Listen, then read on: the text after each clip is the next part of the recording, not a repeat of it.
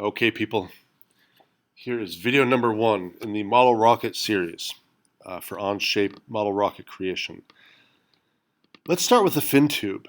Okay, so I'm going to go to create. I'm going to create a document, and I'm going to name it. I have a couple model rockets. I'm going to call this model rocket demo.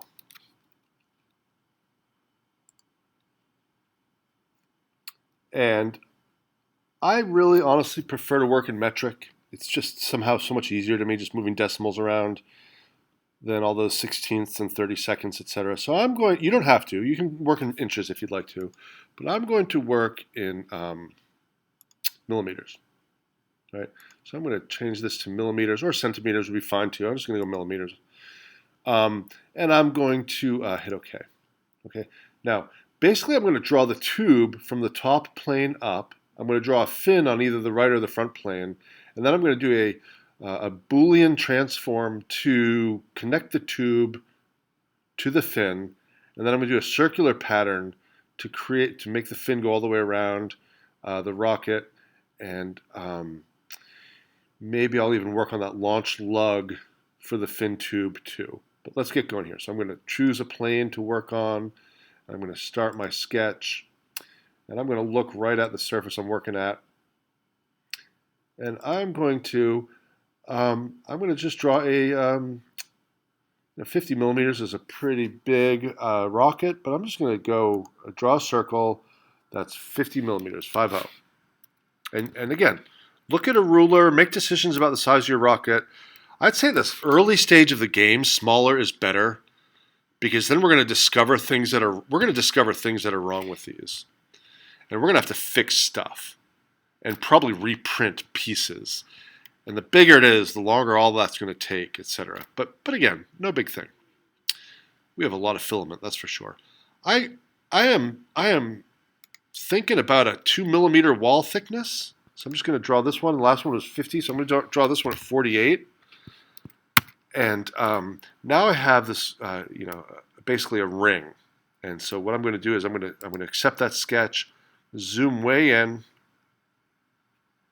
make sure I choose it so both yellow lines light up. That'll extrude that area in there. And so before you extrude, you'll want to make sure it looks like that ring right there.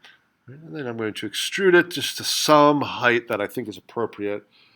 I'm thinking, I don't know, 30 centimeters. 30 centimeters. So I'm going to extrude it to 30 centimeters. That's 10 times 30 millimeters. There's 30 centimeters right there. Bam. Now I've got just an empty tube. An empty tube. Okay.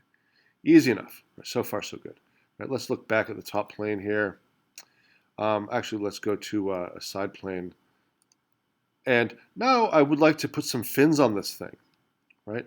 So be creative. Draw your fins however you would like. I'm going to be more quick than creative here. There's a few ways I can think to do this, but I'm just going to start a sketch on the plane that my fin will be on. And I think I'm going to start with a straight line right next to and at the bottom of the tube. I'm not going to go right up next to it. I'm not going to go right on it. I'm going to go right next to it. I'm going to move it later. I'm going to go up, I don't know, some distance there. How about 80 millimeters? That's 8 centimeters. 80 millimeters. Okay. There's all sorts of stuff I could do here. I could start doing 3-point arcs. I could bring this down like this. You can play with the shape of your fin. A good idea is to get just kind of a general fin shape. Something like that. A real general fin shape. And now before you accept that, don't accept it yet, go into it and make some adjustments. So maybe, a 3-point arc. What's going to happen if I go here, maybe to here?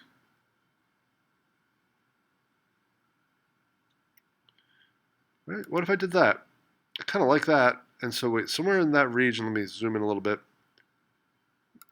I kind of like that one. right? So that the original triangular geometry was just to help me get set up. And I can go to my snip tool, get rid of line segments. That's looking a little bit curvy. That's kind of good. I don't know. And again, I'd like to keep playing with this, but I'm not going to, maybe I'll do one more little play just to show you, just to play around here a little bit. Go from here to here, right? And then once you anchor to the 2 points, you can move your mouse around and mess with the curvature. So maybe something like that. Maybe. Again, I'm just playing around. Play around. Feel free to play around, and then snip the parts you don't want. So I'm just going to leave it right here. And feel free to keep playing with it more and make it more extravagant if you'd like to. Right? So anyway, there's my general fin shape that I've decided on for this demo. And I am going to say, okay, I like that drawing, and I'm going to click on it. I'm going to click on it, and I'm going to extrude it to, I don't know, 2 or 3 millimeters. Extrude, but here's something important. So, well, I said 2 or 3, and there's a 25, so I think I'll just turn that to a 2.5. And what you want to do is symmetric. And I'll show you what that means in 1 sec. I just extruded it to 2.5 millimeters. And you'll notice, if we look right at the right side here, that's the plane I was drawing on. It went, if it's 2.5 millimeters, it went 1.25 that way, and it went 1.25 that way. So that is remaining dead center on the tube. Okay, so coming back out, I look at it. It's kind of cool enough, right? So now what I'm going to do is I'm going to choose this object. I'm going to hit my transform tool that allows me to move stuff or copy things. I'm not going to translate by line. I'm going to translate by XYZ. That means drag it around, right? Drag it around. I'm just going to grab that arrow and I'm going to move it so it's just going into that plastic. Right? So I'm going to go into the body tube. That's probably pretty good right there. Let me take a look. I'll take a look before I accept. It's just about to come through, but I don't think it is. Maybe I'll drag it one little hair this way, away.